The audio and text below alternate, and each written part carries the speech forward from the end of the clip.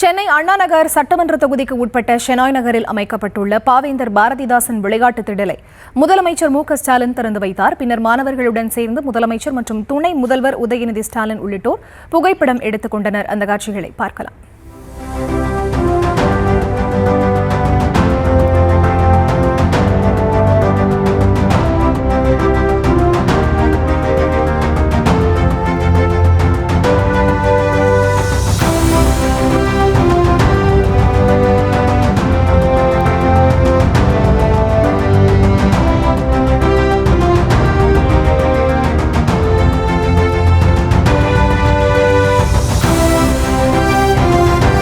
இது தொடர்பான விவரங்களோடு இணைப்பில் காத்திருக்கிறார் எமது செய்தியாளர் லதா. அவரிடம் பேசலாம். வணக்கம் லதா, விவரங்கள்.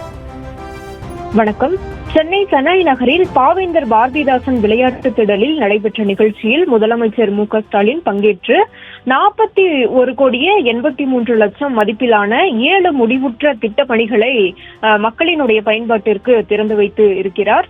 வீட்டு வசதி மற்றும் நகர்ப்புற வளர்ச்சி துறையின் கீழ் சென்னை பெருநகர வளர்ச்சி குழுமம் சார்பில் ஏற்பாடு செய்யப்பட்டிருக்கக்கூடிய இந்த திட்டங்களை மக்களினுடைய பயன்பாட்டிற்கு முதலமைச்சர் திறந்து வைத்திருக்கிறார். முக்கியமாக 5 ஏக்கர் பரப்பளவில் பாவேந்தர் பாரதிதாசன் விளையாட்டு திடலில் கால்பந்து மைதானம், அதே போல கைப்பந்து மைதானம், கூடைப்பந்து மைதானம், உடற்பயிற்சி கூடம் உள்ளிட்டவற்றை திறந்து வைத்து பார்வையிட்டு அதே போல விளையாட்டு வீரர்களுடன் புகைப்படமும் கூட எடுத்துக்கொண்டார். அது மட்டும் இல்லாமல் கோயம்பேடு சந்திப்பில் பசுமை பூங்கா, ராமாபுரத்தில் திறந்தவெளி பூங்கா, பம்மல் ஈஸ்வரி நகர் விளையாட்டு திடல், வேளச்சேரி மேம்பாலத்தின் கீழ் அழகுபடுத்தக்கூடிய பணி, விஜயநகர் பேருந்து நிறுத்தம் உள்ளிட்ட 7 முடிவுற்ற பணிகளை முதலமைச்சர் மு.க.ஸ்டாலின் திறந்து வைத்திருக்கிறார் காணொலி காட்சி வாயிலாக. மேலும் இந்த நிகழ்ச்சியில் துணை முதலமைச்சர், அதே போல அமைச்சர்கள் கே.என். நேரு, சேகர்பாபு, மா. சுப்பிரமணியன் உள்ளிட்டோர் உடனிருந்தனர்.